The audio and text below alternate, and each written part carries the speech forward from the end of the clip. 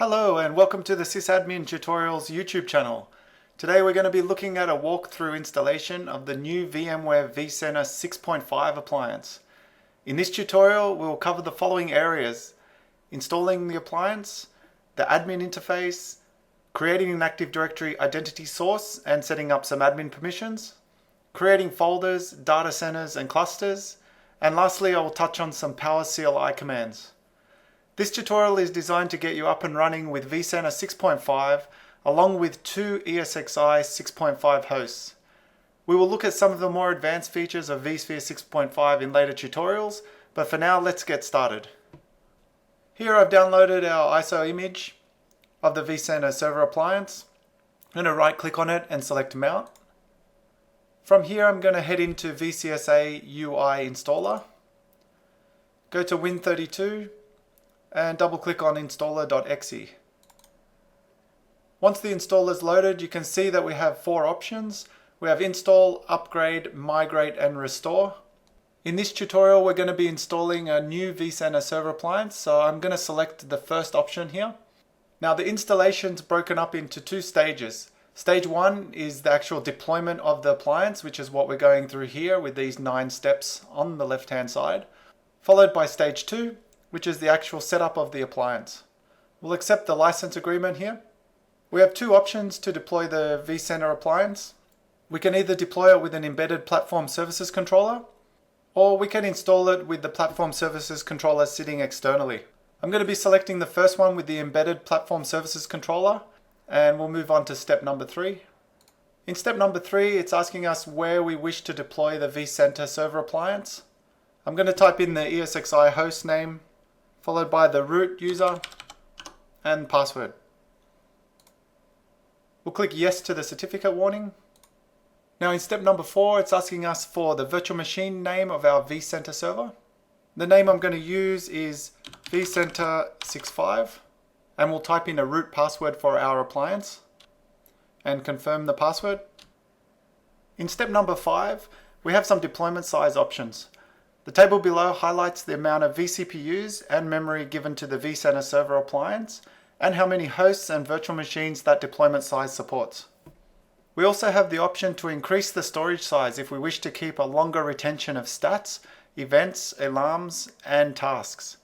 Changing the storage size to large or extra large changes the storage column within the table below. Select which one best meets your needs. However, for my lab, I'm going to be selecting default storage size. For step number 6, I'm going to select the data store that I wish to install my vCenter server appliance onto. My data store's name is Synology 1815-NFS1, and we'll click Next. In step 8, we're going to be configuring the network settings of the appliance. The name of the network that I wish to connect the appliance to is called Home Lab Internal. We'll use IPv4. The IP assignment is static. The system name, vCenter65.vmlab.local. The IP address that I'm going to be assigning is 192.168.1.197. Subnet mask is /24, which is 255.255.255.0. And the default gateway for this network is 192.168.1.1. I only have one DNS server, which is my Active Directory domain controller, and that IP address is 192.168.1.101. Now before I click Next, I just want to make sure that this host name is set up in DNS. If I head on over to my AD server, you can see that I've created a host record for vCenter 6.5 with the IP address 192.168.1.197. And this provides me with a forward lookup. I also have the reverse lookup for this host configured as well, as you can see here for the pointer record. Now we'll go back to our installation and we'll click Next. Step number 9 gives us a summary of all the settings that we've entered in so far. If you're happy with these settings, you can click on Finish. Otherwise, you can simply click back and make some changes. I'm going to go ahead and click Finish. And the deployment of the vCenter server appliance has begun.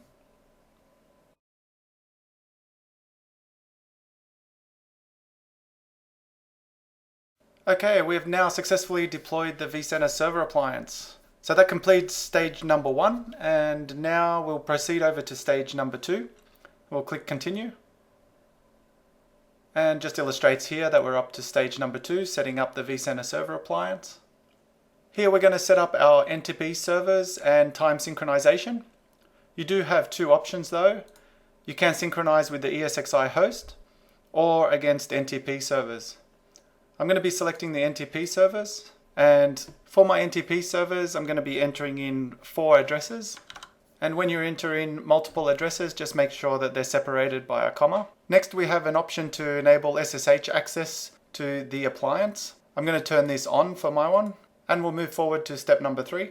In step number 3, we're going to be setting up our SSO configuration. For my SSO domain name, I'm going to be sticking with the traditional vSphere.local. However, you can make this whatever you like. You can see here that my username is administrator, and I'll be entering in an SSO password. And we'll confirm the password. For site name, we're going to be sticking with the default -site. However, you can also make this whatever site name you like. And we'll move along to step number 4. In step number 4, we have the option to join the VMware Customer Experience Improvement Program. For the lab, I'm just going to untick that.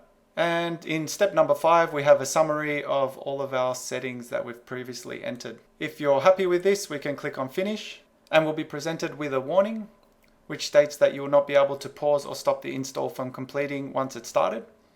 So we're okay with that, so therefore I'm going to click on OK. And the appliance setup is now in progress. Okay, stage 2 has now successfully completed, and that concludes the installation of the vCenter server appliance. You can see 2 important links down here. One is to the vSphere web client, and the other one is to the Getting Started page. Next up, we'll be taking a look at the vCenter admin interface and what options are available to us within there. Once we're finished with the admin interface, we'll be logging into the vSphere web client. Now we're going to access the vCenter 6.5 server appliance management site. You can access this site by typing in the FQDN of your vCenter server, followed by port 5480. Log in as root and enter in your password. The first screen displays the overall health status along with any messages from the system. It also displays the single sign-on status. In the top right hand corner, we can back up the appliance, create a support bundle, reboot, and shut down. Clicking on backup, we have a few options in regards to what protocol we use. If you wish to use HTTP, I highly recommend using HTTP file server, or HFS for short. This is a lightweight program that creates a HTTP server on your PC, laptop, or server, and becomes an excellent candidate for a backup destination. This is the URL for the HTTP file server if you wish to use this option. However, in this demo, we'll be using FTP as the backup destination.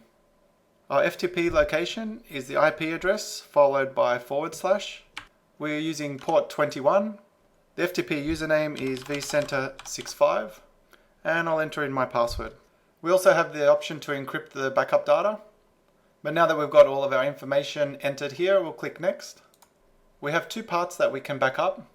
We have the common part, which consists of inventory and configuration. We also have the stats, events, alarms, and tasks part, which contains historical data. We're going to be backing up both of those, and we'll click Next. The last part of the backup wizard displays a summary of your settings, and we'll click Finish to start the backup. Once the backup's complete, you can click on OK. So now that we've got a full backup of our vCenter server appliance, if for whatever reason we do lose our vCenter server, we can simply restore it by running through the vCenter server appliance installer. Within the installer, we can click on the Restore option. So if you remember, during the installation there were 2 stages. Stage 1 performs the full installation, and stage 2 was the configuration. So the difference with the restore is that in stage 2, we actually perform the restore from our recent backup. I'm going to minimize the installer, and we'll move on to the Access option. Within the Access tab, we can enable or disable the SSH login and bash shell. The root user has automatic access to the bash shell. However, enabling bash shell access allows any other user besides root to access the shell. If we SSH into our vCenter server, and we log in as root, we can simply access the bash shell by typing shell.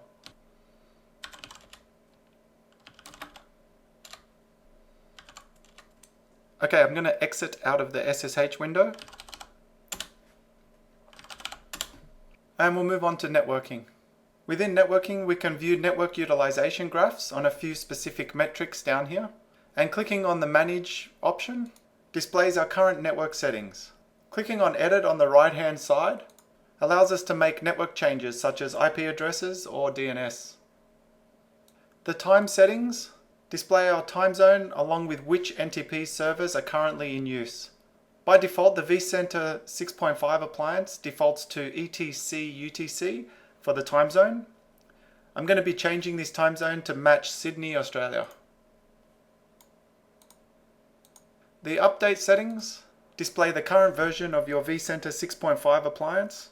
Clicking on settings allows you to check for automatic updates and also allows you to change the repository settings. Lastly, in this section, we can also check updates from the repository or from a CD-ROM. Within the administration section, we can change the root password and also set password expiration settings. An email can also be sent to warn of password expiration. Moving on to syslog configuration, we can set up the syslog logging level, syslog host, port, and protocol.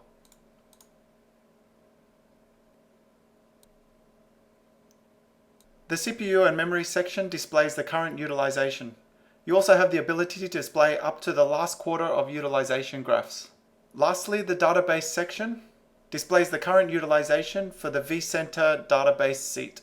Seat stands for stats, events, alarms, and tasks. At the lower part of the screen, you can also see space utilization trends up to the last quarter.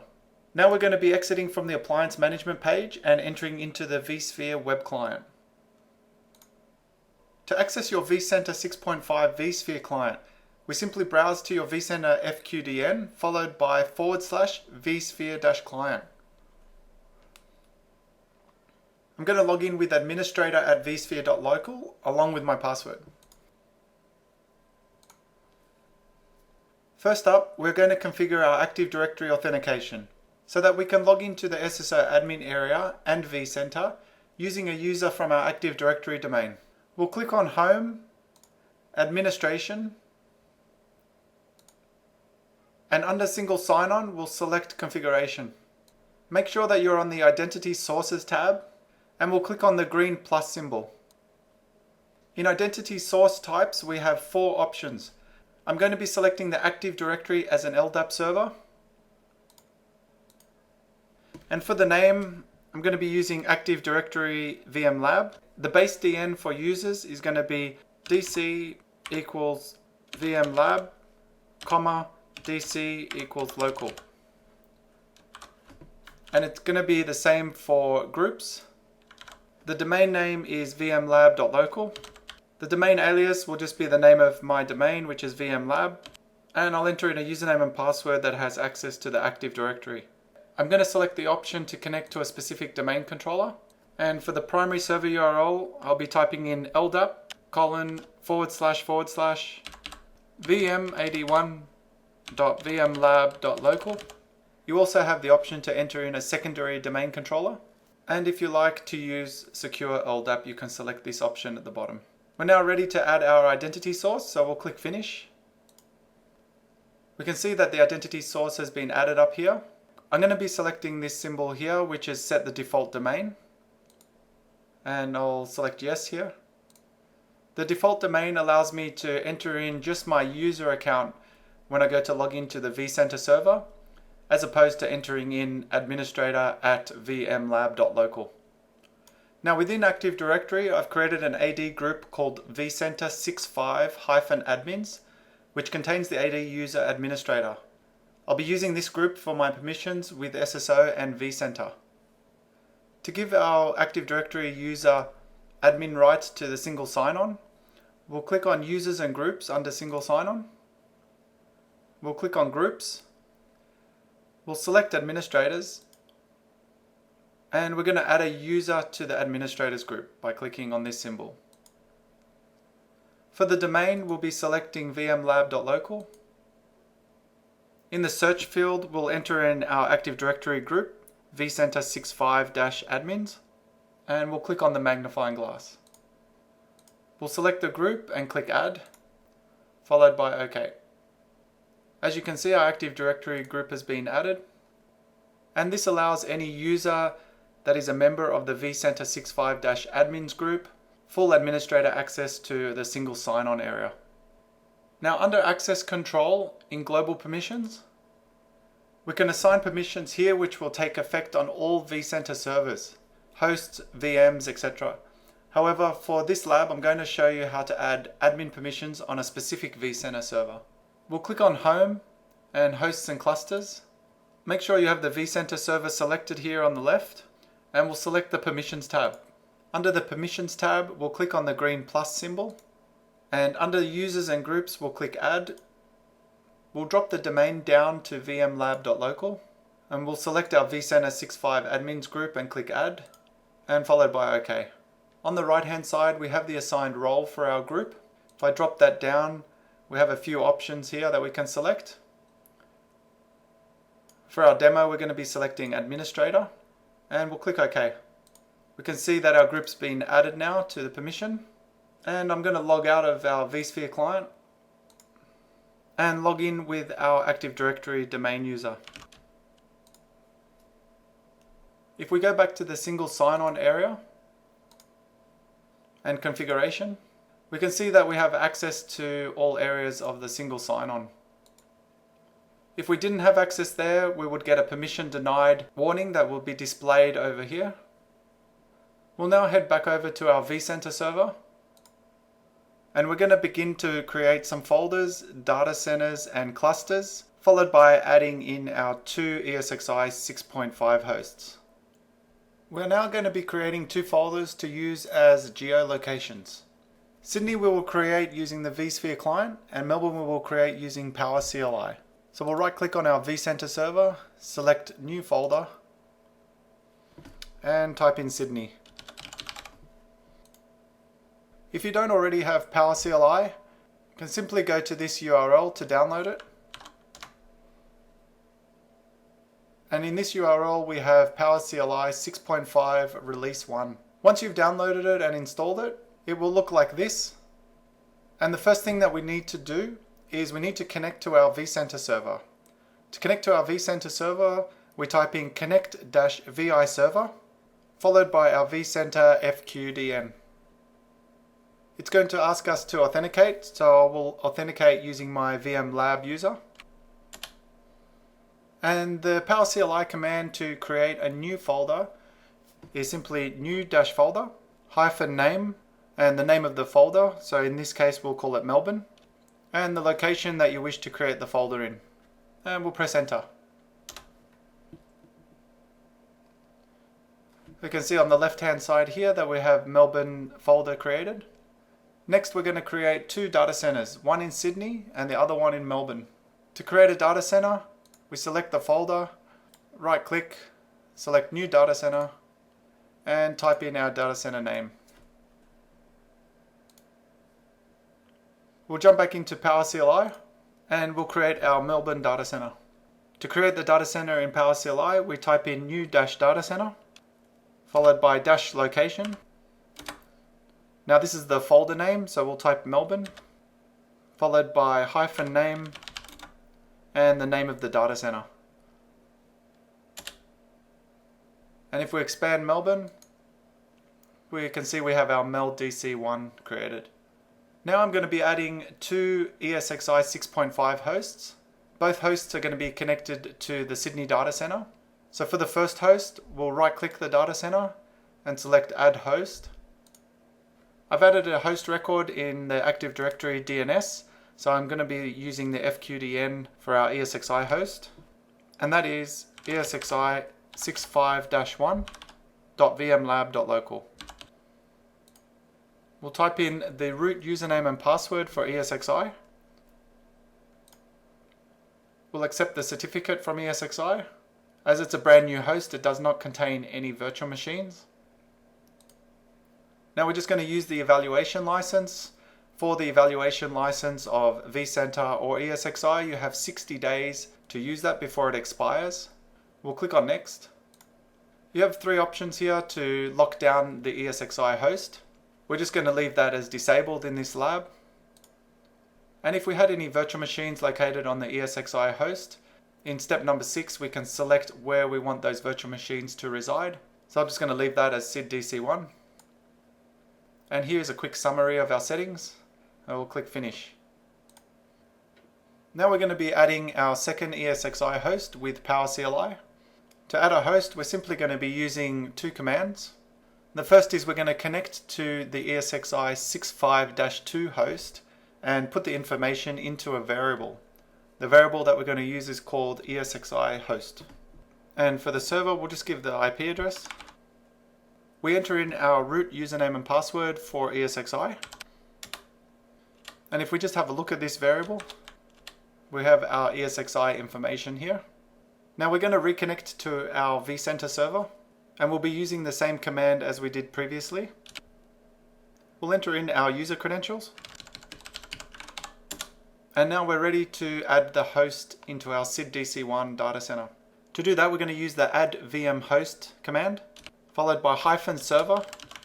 We're going to use the ESXi variable, ESXi host, followed by -name and the FQDN of the ESXi 65 host, -location, and then within brackets, we're going to type get-datacenter and the name of the data center. Lastly, we're going to be using the -force option. And the reason for this is that ESXi uses a self-signed certificate. The -force option bypasses the certificate validation check. We're going to enter in our ESXi root username and password. And our ESXi host has now been added to the SID-DC1 data center. Now that we have added the two hosts, we'll configure their network IP addressing. If I click back on host number 1, and I go to physical adapters, you can see that we have 3 network cards. VMNIC0 is the data network, VMNIC1 is vMotion, and VMNIC2 is for storage. I'm going to click on VM kernel adapters, and I'll click on this symbol here to create a new VM kernel adapter. Make sure that the first option is selected and click Next. I'll create a new vSwitch. This is going to be for our vMotion network. We're going to add in the network adapter, VMNIC1. For the network label, we'll type in vMotion. The TCP/IP stack will select vMotion. The IP address is going to be 192.168.10.198. Subnet mask will be 255.255.255.0. And we'll click Next. Here's a summary of our network settings, and we'll just click on Finish. We're going to click the symbol again to create a new VM kernel adapter. Again, make sure VM kernel adapter is selected. We'll create a new vSwitch. Click the plus symbol. We're going to be selecting VMNIC2. This is for our storage network now. For the network label, we'll type in NFS. And we'll leave the rest of the settings as default. The IP address for our storage network is 192.168.2.198. And the subnet mask is 255.255.255.0. Again, here is a summary of your network settings, and we'll click Finish. Now that we have our network set up, we are going to be adding in 2 data stores. One data store is for our vSwap, and the second data store is for our virtual machines. If I click on data stores and select the symbol to create a new data store, I'm going to select NFS. I'll leave NFS3 selected. We're going to name our data store vSphere 65-vSwap, and for the folder location, we're going to type in /volume1 /vSphere 65-vSwap. And our NFS IP address is 192.168.2.4. Step number 4 displays a summary of your NFS settings, and we'll click Finish to complete this section. Now we're going to click on the same symbol again to create another data store. We'll select NFS, NFS version 3. The name of the data store will be vSphere 65-datastore1. The folder will be /volume1 /vSphere 65-datastore1. And the NFS server IP is 192.168.2.4. And we'll click Finish. Next, I'm going to rename the local data store from datastore1 to ESXi -1_local. And the reason for this is that so I can see which data store belongs to which host when I'm browsing through the storage settings. I'm going to repeat the data store setup on host number 2, but I'm just going to pause the video momentarily and then I'll be back shortly.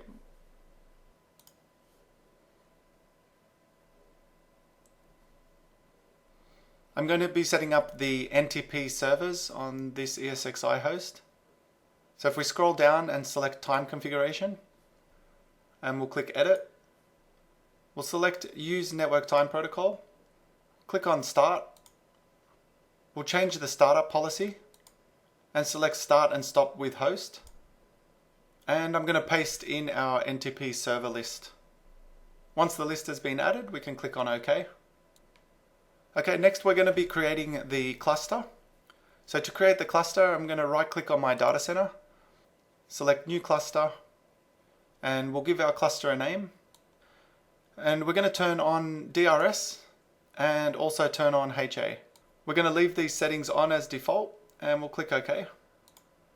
Now I'm going to drag our ESXi 65-1 host into the cluster. And if the ESXi host did contain any virtual machines, it's just going to simply place it in the root resource pool. Otherwise, you have the option to create a new resource pool and add the virtual machines in there. I will click OK. The ESXi host has now been added into the VM Lab cluster. We are going to keep the cluster settings as default. There will be a future video explaining the cluster settings in detail. One setting that we are going to change is the virtual machine swap location.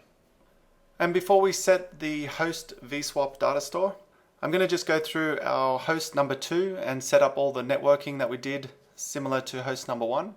And I'm going to add that into the cluster. So I'll just pause the video and then I'll return once that's been done. Okay, host number 2 has now been added in. You can see here we've got all of our network settings. And like host number 1, we have all our data stores mounted. Okay, next we're going to be selecting the swap file location. So under the host, configure tab and swap file location, we're going to click on edit. And you can see from the cluster settings that it's set to use a specific data store. So we're going to be selecting our vSwap data store and we'll click OK.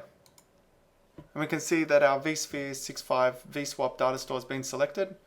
And we're also going to do this for host number 2. Next, we're going to be creating a resource pool. So we'll right click on the cluster, click new resource pool. For the resource pool, we're going to be calling it development and we'll click OK. And now that brings us to the last step in this tutorial, and that is to create a virtual machine. To create a virtual machine, I'm going to right click on my development resource pool, select new virtual machine and new virtual machine once again. We have multiple options when we go through the wizard to create a new virtual machine. For this demonstration, we're going to be selecting the first option. We'll give our virtual machine a name, web server 01, and we're going to be placing our web server in Sydney, and for now in the data center called SID-DC1. We're going to select our development resource pool for the compute resource and click next. For storage, we're going to be placing it in vSphere 6.5-datastore 1. We will leave the compatibility as ESXi 6.5 and later. However, you do have multiple options here if you wish to change the compatibility level. Our guest OS is going to be Windows, and the OS version will be Windows Server 2012 64-bit. I'll give my virtual machine 2 CPUs. And we'll stay with the default of 4 GB of RAM. For the hard drive, I'm going to change this to 60 gig. And if we expand a new hard disk and take a look at the VM storage policy, we can see a new option here to vSphere 6.5. And that is VM Encryption Policy. So in vSphere 6.5, you now have the capability to encrypt your virtual machines. Another handy configuration option, which I believe was introduced in vSphere 6.0, is the limit IOPS option. In this option, we can limit the amount of IOPS to this specific hard disk by simply typing in the IOPS number here. The rest of the virtual hardware I'm going to be leaving as default. And I'm just going to make one more change, and that's over in VM options. In VM options, if we expand boot options, we can select to force BIOS setup. What this does is when the virtual machine first starts up, it'll simply enter into the BIOS where we can change the boot order setup. So I'm going to tick this option and we'll click next and finish our creation for our virtual machine. Now I'm going to power on web server 01. And I'm going to be opening up the console for this virtual machine by clicking on the little cog here. I'm going to select Launch Remote Console. If you haven't installed the remote console before, you can simply click on Install Remote Console and get that software installed. After that, you can simply click Launch Remote Console. And the reason why I'm selecting Launch Remote Console is so that I can mount an ISO file from my Windows management server. A warning pops up for the security certificate. I'll select Always Trust this host with this certificate and click Connect Anyway. Once I've connected, I'm going to be mounting my ISO image by selecting Removable Devices, CD/DVD Drive 1, and Connect to Disk Image File. I'm going to select my Server 2012 R2 ISO image. And we can see that the ISO image has been mounted. From here, I'm going to click inside the console window and move on over to boot. And we'll move CD-ROM drive to the beginning and followed by hard drive as number 2. Move over to exit and select exit saving changes. And our virtual machine has begun the installation of Windows Server 2012 R2. I'm going to pause the video here and I'll return once I've completed the installation of the server. Our virtual machine has now completed its installation. We're going to log in by pressing the Ctrl-Alt-Delete button, and I'll just enter my password. If we head back over to the vSphere web client, we can see that the VMware Tools is not installed. So that's going to be the next step. We're going to be installing VMware Tools. And we can simply do that by clicking on the VMRC menu, selecting Manage, and then Install VMware Tools. We'll then head over to Windows Explorer. I'll select the DVD drive where VMware Tools is mounted. The VMware Tools wizard appears and we'll click Next. We'll just be running through a typical installation. So I'm going to click Next and Install. The installation is now complete. We'll click Finish and we'll reboot. If we log into our virtual machine again, if we click on the bottom right hand corner, we can see a VMware Tools has been successfully installed and is running. If I minimize our VMRC window, we can see in the vSphere web client that we no longer get the warning message about installing VM Tools on this virtual machine. And we can now see that VMware Tools is running along with its version number displayed right here. Now that completes this tutorial on vCenter 6.5. I've tried to cover as much as I could in a short amount of time in order to get you up and running. I hope that you've enjoyed it and we'll see you next time.